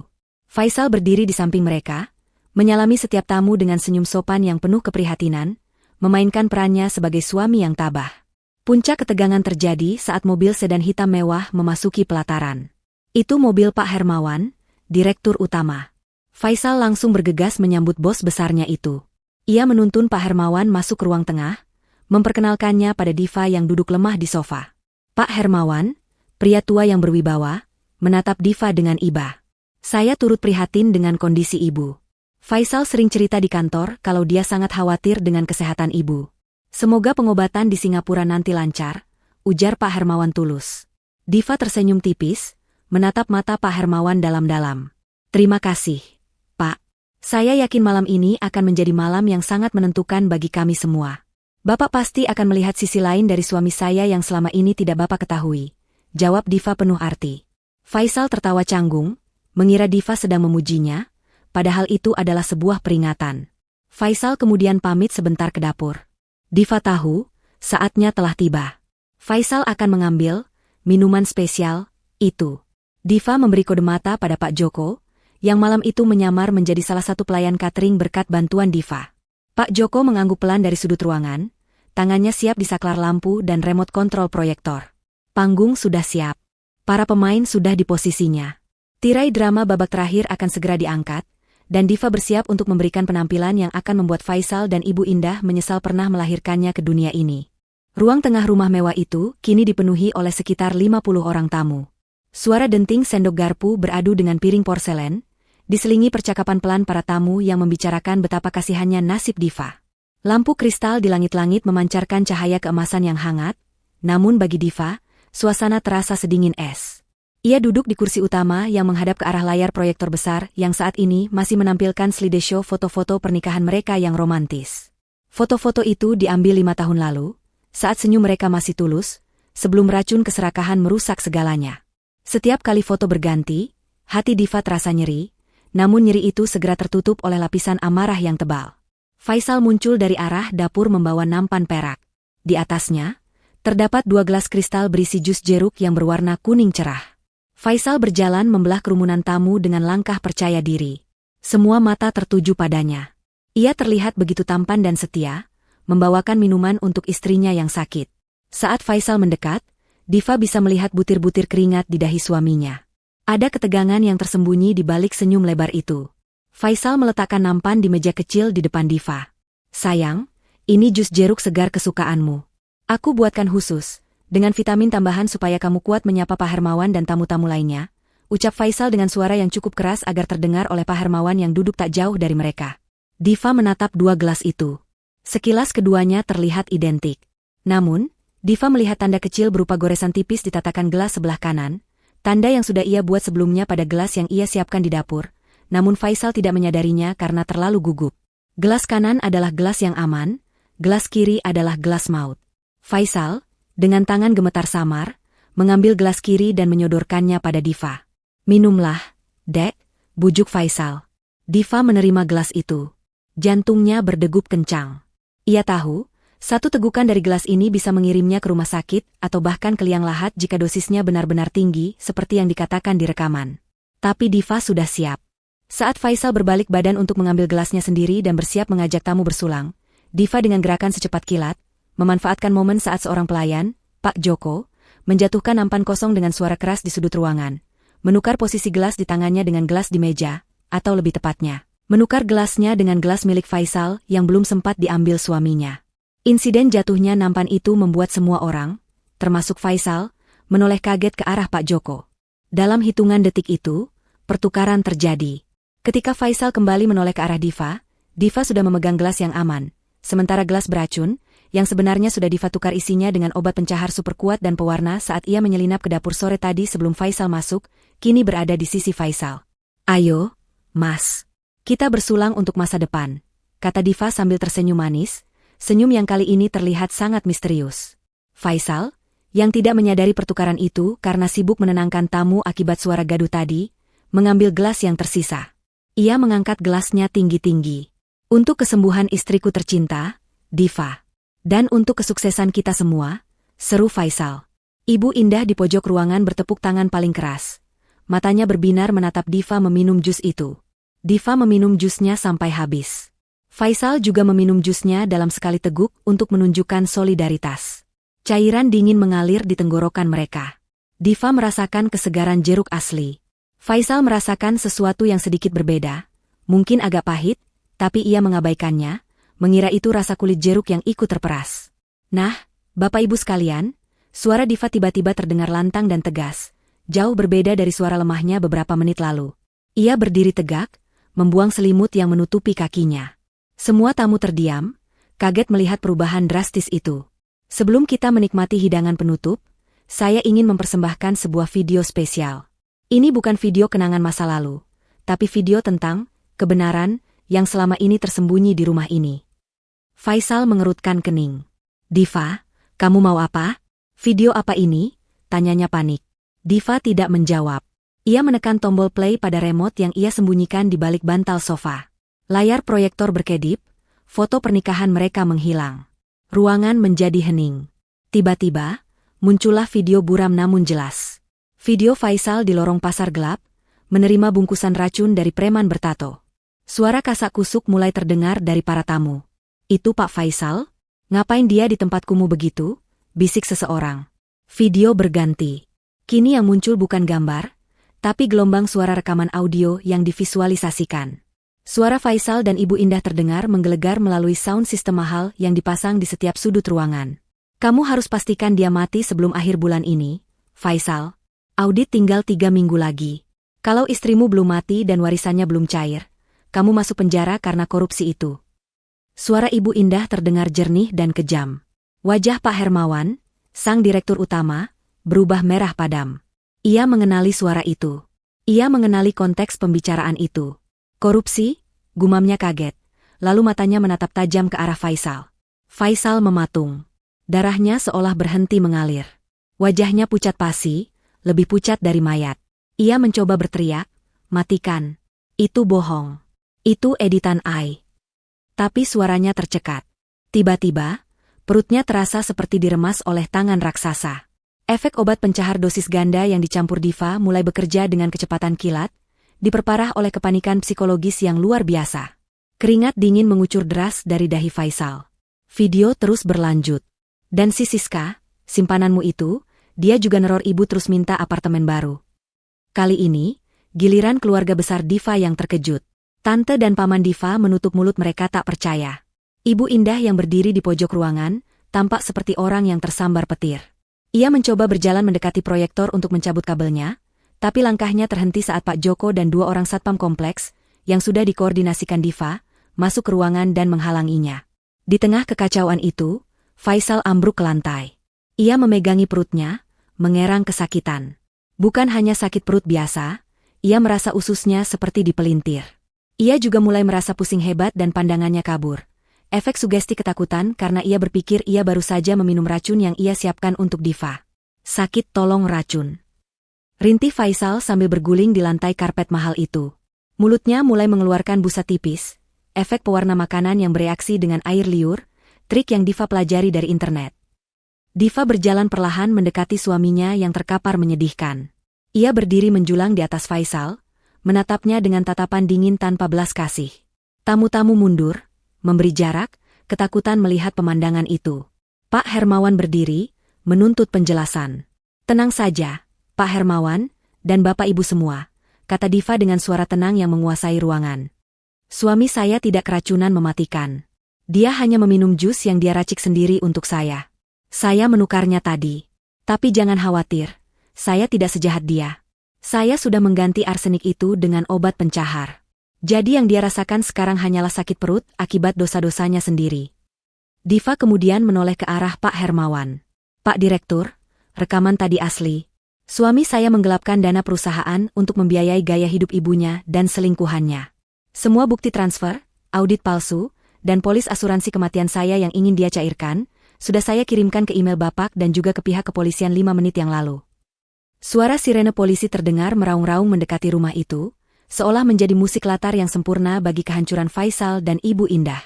Faisal menatap Diva dari lantai dengan mata melotot, campuran antara rasa sakit fisik yang tak tertahankan dan rasa malu yang menghancurkan jiwanya. Ia telah jatuh ke dalam lubang yang ia gali sendiri, dan Diva lah yang memegang sekop untuk menguburnya. Kekacauan di ruang tengah rumah mewah itu semakin tidak terkendali. Faisal, yang semula tampil gagah dengan setelan jas mahalnya, kini menggeliat di atas lantai karpet bagaikan cacing kepanasan. Wajahnya yang tampan kini berubah menjadi topeng penderitaan yang mengerikan. Keringat dingin mengucur deras membasahi seluruh tubuhnya, membuat kemejanya lengket dan transparan. Rasa sakit di perutnya datang bergelombang, menghantam ususnya dengan kejam, seolah-olah ada tangan tak kasat mata yang sedang memeras organ dalamnya hingga kering. Bukan hanya rasa sakit fisik yang menyiksanya, tetapi juga rasa malu yang menghancurkan harga dirinya hingga ke titik nadir. Di hadapan puluhan pasang mata, keluarga besar, rekan kerja, dan terutama bos besarnya, Faisal kehilangan segala-galanya dalam sekejap mata. Ia mengerang panjang, suaranya parau dan menyedihkan, memohon pertolongan yang tidak kunjung datang. Diva berdiri tegak tak jauh dari tubuh suaminya yang tak berdaya. Ia menatap Faisal dengan sorot mata yang sulit diartikan, campuran antara rasa lega, jijik, dan sedikit kesedihan karena menyadari bahwa pria yang kini terkapar di kakinya itu pernah ia cintai dengan sepenuh hati. Tidak ada kepuasan sadis di wajah Diva, yang ada hanyalah ketenangan seorang hakim yang baru saja menjatuhkan vonis adil. Ia melihat Faisal mencoba menggapai ujung gamisnya, seolah meminta pengampunan, namun Diva memundurkan langkahnya perlahan. Ia tidak akan membiarkan tangan kotor itu menyentuhnya lagi. Cukup sudah ia menjadi korban kebohongan dan manipulasi selama bertahun-tahun. Malam ini, Diva telah memutus rantai penderitaannya sendiri. Diva, kamu tegah. Rintih Faisal di sela-sela napasnya yang memburu. Mulutnya terasa pahit, dan busa tipis berwarna kemerahan mulai keluar dari sudut bibirnya, efek visual yang sengaja diciptakan Diva menggunakan pewarna makanan untuk menakut-nakuti Faisal. Aku suami MU. Tega? Diva mengulang kata itu dengan nada rendah namun tajam, suaranya membelah kebisingan ruangan. Kamu bicara soal tega, Mas? Apakah kamu ingat saat kamu mencampurkan racun arsenik ke dalam vitamin itu setiap pagi? Apakah kamu ingat saat kamu tersenyum manis menyuapiku? Padahal kamu tahu kamu sedang membunuhku perlahan-lahan? Siapa yang lebih tega di sini? Aku hanya memberimu obat pencahar, Mas. Sakit yang kamu rasakan itu hanya sementara, besok juga hilang. Tapi sakit yang kamu berikan padaku, kerusakan organ yang kamu rencanakan, itu permanen. Kamu ingin aku mati demi menutupi korupsimu dan menikahi wanita lain. Jadi jangan bicara soal tega di hadapanku. Pak Hermawan, direktur utama yang masih berdiri dengan wajah merah padam karena amarah, melangkah maju mendekati Diva. Pria tua itu tampak sangat terguncang. Ia merasa dikhianati oleh salah satu orang kepercayaannya. Selama ini ia menilai Faisal sebagai karyawan teladan yang berdedikasi, namun ternyata di balik topeng profesionalisme itu tersimpan jiwa kriminal yang busuk. Pak Hermawan menatap Faisal dengan pandangan jijik, seolah sedang melihat kotoran. Ia kemudian beralih menatap Diva, matanya menyiratkan permintaan maaf yang tulus. Bu Diva, suara Pak Hermawan bergetar menahan emosi. Saya benar-benar tidak tahu harus berkata apa. Saya merasa sangat malu dan bersalah, karena tidak menyadari ada ular berbisa di perusahaan saya. Saya sudah menerima email bukti-bukti yang Ibu kirimkan barusan. Staf IT dan audit internal saya juga sudah mengonfirmasi adanya aliran dana mencurigakan yang mengarah ke rekening pribadi Faisal dan ibunya. Ini benar-benar tidak bisa dimaafkan. Saya pastikan, detik ini juga, Faisal saya pecat dengan tidak hormat. Dan perusahaan akan menuntut ganti rugi atas setiap rupiah yang dia curi, sampai dia membusuk di penjara. Ucapan Pak Hermawan itu bagaikan palu godam yang menghantam sisa harapan Faisal. Dipecat, dituntut, dipenjara. 3 kata itu berdengung di telinganya, lebih menyakitkan daripada kram perut yang sedang ia rasakan. Karir yang ia bangun dengan susah payah, reputasi yang ia jaga mati-matian, semuanya hancur lebur hanya dalam satu malam. Dan yang menghancurkannya adalah istrinya sendiri, wanita yang selama ini ia anggap bodoh dan penurut. Faisal memejamkan mata, air mata keputusasaan mengalir membasahi pipinya yang pucat. Ia ingin pingsan saja rasanya, namun rasa sakit di perutnya memaksanya tetap sadar untuk menikmati setiap detik kehancurannya. Sementara itu, di sudut ruangan, drama lain sedang berlangsung. Ibu Indah, yang sejak tadi terdiam kaku karena syok, mulai menyadari bahwa posisinya terjepit. Naluri bertahan hidupnya muncul. Ia melihat semua orang fokus pada Faisal. Dengan gerakan perlahan, ia mencoba menyelinap mundur menuju pintu samping yang terhubung ke garasi. Tangannya mencengkram erat tas tangan mewahnya yang berisi perhiasan-perhiasan hasil uang haram anaknya. Ia berpikir jika ia bisa kabur sekarang, ia mungkin bisa menjual perhiasan itu dan lari keluar kota sebelum polisi datang. Namun, langkahnya terhenti ketika 2 orang petugas keamanan berseragam lengkap, yang dibawa oleh Pak Joko, menghalangi jalannya dengan tubuh tegap mereka. Minggir, kalian tahu siapa saya? Saya mertua pemilik rumah ini, bentak Ibu Indah dengan suara melengking, mencoba menggunakan sisa-sisa arogansinya. Namun, wajahnya yang pucat dan keringat dingin yang membanjiri dahinya tidak bisa menyembunyikan ketakutannya. Maaf, Bu. Tidak ada yang boleh meninggalkan ruangan ini sampai polisi datang, jawab salah satu satpam dengan tegas. Tepat pada saat itu, pintu depan rumah terbuka lebar dengan kasar. Suara langkah kaki sepatu hak tinggi terdengar beradu keras dengan lantai marmer. Semua mata serentak menoleh ke arah pintu. Sosok seorang wanita muda dengan gaun ketat yang memamerkan perut buncitnya muncul di sana. Itu Siska. Wajah cantiknya terlihat berantakan, matanya sembab, dan napasnya tersengal-sengal. Di belakangnya, terlihat Pak Joko yang sengaja membiarkannya masuk. Rupanya, Pak Joko lah yang mengirim pesan anonim kepada Siska sore tadi, memberitahu bahwa Faisal sedang membagikan warisan besar di rumahnya malam ini. Keserakahan Siska memancingnya datang ke kandang singa. Siska menatap sekeliling ruangan dengan bingung. Ia melihat tamu-tamu yang tegang, layar proyektor yang masih menampilkan bukti transfer, dan Faisal yang terkapar di lantai. Namun, matanya kemudian tertuju pada Ibu Indah yang berdiri mematung di dekat pintu samping. Tanpa memedulikan situasi, Siska langsung melabrak Ibu Indah. "Mana janji kalian?" teriak Siska histeris, suaranya menggema di seluruh ruangan. Ia berjalan cepat menghampiri Ibu Indah, menunjuk-nunjuk wajah wanita tua itu. Katanya hari ini Faisal mau transfer uang buat pelunasan apartemenku. Mana? Orang apartemen sudah meneleponku terus, mengancam akan mengusirku kalau tidak bayar hari ini. Kalian mau menipuku ya? Faisal bilang istrinya yang penyakitan itu bakal mati minggu ini dan kita bakal kaya raya. Mana buktinya? Keheningan yang mencekam melanda ruangan itu. Pengakuan polos namun brutal dari Siska menjadi bukti pamungkas yang tak terbantahkan. Para tamu menahan napas, syok mendengar betapa vulgarnya rencana pembunuhan itu dibicarakan. Ibu Indah tampak panik setengah mati. Ia mencoba membungkam mulut Siska, namun Siska menepis tangannya kasar. "Diam kamu, wanita gila," seru Ibu Indah panik, matanya melirik liar ke arah Pak Hermawan dan tamu-tamu lain. "Jangan bicara sembarangan. Saya tidak kenal kamu." "Tidak kenal?" Siska tertawa sinis, tawa yang terdengar gila. "Setiap minggu kita belanja bareng pakai kartu kredit Faisal. Sekarang kamu bilang tidak kenal? Lihat perutku ini. Ini cucu kamu. Kalian janji mau kasih kehidupan mewah buat cucu laki-laki ini karena istri Faisal mandul. Sekarang mana janjinya?" Diva melangkah maju, memecah perdebatan memalukan itu. Ia menatap Siska dengan tenang. "Mbak Siska," panggil Diva lembut namun penuh otoritas. Siska menoleh, terkejut melihat Diva yang berdiri tegak, cantik, dan sehat, jauh dari gambaran istri sekarat yang sering diceritakan Faisal. "Maaf mengecewakanmu. Saya tidak mandul, dan saya juga belum mati. Justru, ATM berjalan, kamu itu yang sekarang sedang sekarat karirnya. Uang yang kamu minta itu uang curian, Mbak. Dan mulai malam ini, keran uang itu sudah ditutup selamanya." Belum sempat Siska mencerna kata-kata Diva, beberapa orang polisi berseragam lengkap masuk ke dalam ruangan, dipimpin oleh seorang perwira yang tampak berwibawa. Pak Joko berjalan di samping perwira itu, menunjuk ke arah Faisal dan Ibu Indah. "Itu mereka, Pak. Pelaku percobaan pembunuhan dan korupsi yang buktinya sudah saya serahkan." Polisi segera bertindak sigap. 2 orang petugas mengangkat tubuh Faisal yang lemas dan memborgol tangannya ke belakang. Faisal mengerang kesakitan saat dipaksa berdiri, wajahnya tertunduk dalam, tak berani menatap siapapun. 2 petugas lain menghampiri Ibu Indah. Wanita tua itu menjerit-jerit histeris, meronta-ronta minta dilepaskan, bahkan mencoba menggigit tangan polisi. "Saya tidak salah. Ini semua ide anak saya. Faisal yang suruh. Saya cuma ibu rumah tangga biasa. Lepaskan saya," teriaknya menyalahkan anak kandungnya sendiri demi menyelamatkan diri. Teriakan pengkhianatan itu membuat Faisal menoleh menatap ibunya dengan tatapan nanar yang penuh luka. Bahkan di saat terakhir, ibunya memilih mengorbankan dirinya.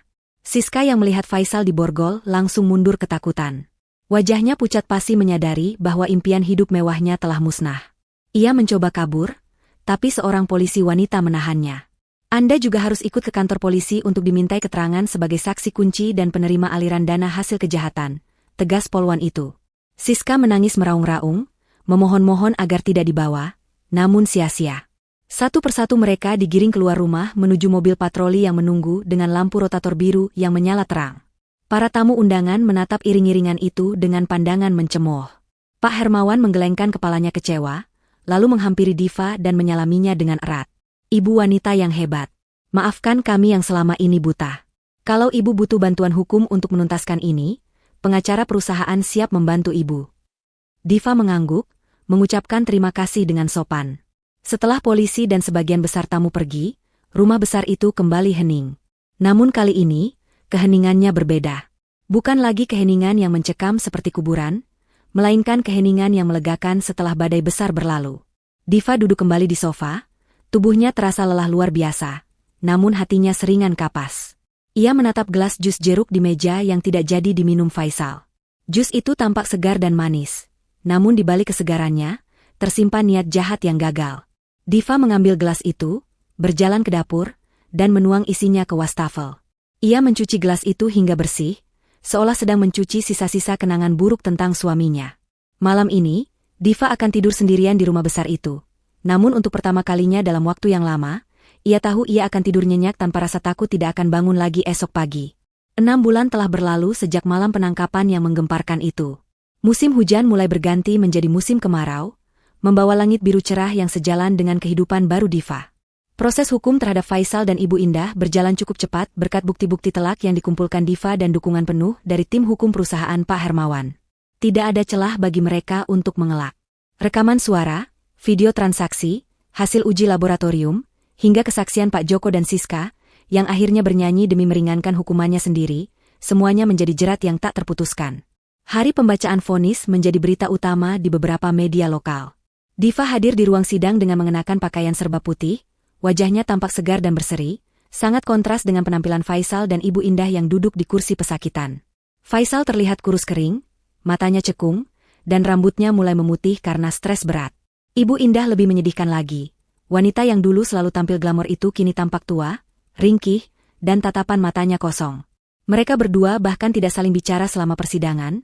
Hubungan ibu dan anak itu telah hancur total sejak malam penangkapan di mana mereka saling menyalahkan. Hakim mengetuk palu dengan keras, memecah ketegangan di ruang sidang. Faisal divonis penjara 20 tahun atas pasal berlapis, tindak pidana korupsi, penggelapan dana, dan percobaan pembunuhan berencana terhadap istrinya. Vonis yang sangat berat, mengingat jumlah uang yang dikorupsi sangat besar dan niat jahatnya yang terencana dengan matang. Ibu Indah, yang terbukti sebagai otak intelektual yang mendesak dan merencanakan pembunuhan demi harta, divonis 15 tahun penjara. Tangis histeris Ibu Indah pecah di ruang sidang. Ia memohon-mohon kepada hakim, mengatakan ia sudah tua dan sakit-sakitan, namun hukum tidak pandang bulu terhadap kejahatan kemanusiaan. Nasib Siska juga tidak kalah miris. Meskipun ia tidak dipenjara karena bekerja sama sebagai justice kolaborator, semua aset yang ia terima dari Faisal, termasuk mobil, perhiasan, dan uang di rekeningnya, disita oleh negara untuk mengganti kerugian perusahaan. Ia diusir dari apartemen mewahnya dan kini hidup terlunta-lunta, harus bekerja serabutan untuk menghidupi bayi yang baru dilahirkannya tanpa ayah. Kabar terakhir yang didengar Diva, Siska kembali ke kampung halamannya dengan membawa malu besar. Karma telah bekerja dengan caranya yang sempurna, mengambil kembali apa yang bukan hak mereka dan meninggalkan mereka dengan tangan kosong. Diva keluar dari gedung pengadilan dengan langkah ringan. Ia menghirup udara bebas dalam-dalam. Statusnya kini sudah resmi janda. Surat cerainya sudah keluar seminggu sebelum vonis pidana dijatuhkan. Tidak ada lagi ikatan apapun antara dirinya dan Faisal. Harta Gonogini pun diputuskan jatuh ke tangan Diva sebagai kompensasi atas kerugian fisik dan mental yang ia alami, sementara sisa aset Faisal disita untuk membayar utang korupsinya. Diva berhasil menyelamatkan tanah warisan orang tuanya, bahkan kini nilainya semakin naik. Namun, Diva tidak ingin menikmati kebahagiaan itu sendirian. Ia ingat pada janji hatinya dan pada orang yang telah menyelamatkan nyawanya. Sore harinya, Diva mengemudikan mobilnya menuju pasar tradisional tempat semuanya bermula. Pasar itu masih sama ramainya, namun kali ini tidak ada lagi rasa takut yang menghantui Diva. Ia berjalan menuju kios buah Pak Joko. Tapi, kios lama yang kumuh itu sudah tidak ada. Sebagai gantinya, di sebuah ruko yang letaknya strategis tepat di depan pasar, berdiri sebuah toko buah modern dengan papan nama besar berwarna cerah, Toko Buah Segar Barokah, Pak Joko. Diva tersenyum lebar melihat toko itu. Sebulan yang lalu, Diva menggunakan sebagian uang tabungannya untuk menyewakan ruko itu selama 5 tahun dan merenovasinya menjadi toko buah modern lengkap dengan mesin pendingin dan sistem kasir digital untuk Pak Joko.